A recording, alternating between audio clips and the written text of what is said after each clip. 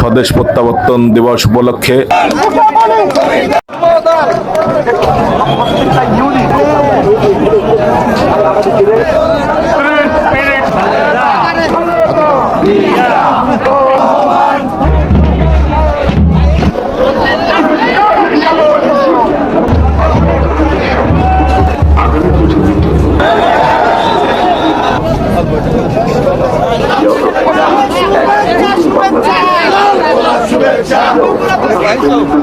লাল গোলাপ শুভেচ্ছা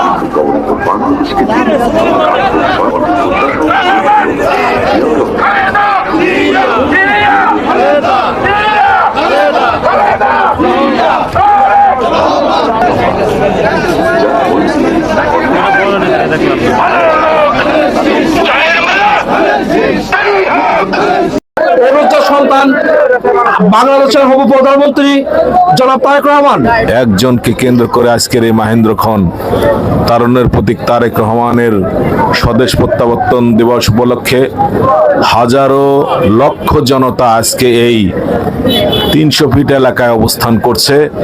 আমরা 12ই ফেব্রুয়ারির নির্বাচনে আজকে তারেক জিয়া বাংলাদেশের প্রধানমন্ত্রী হবেন।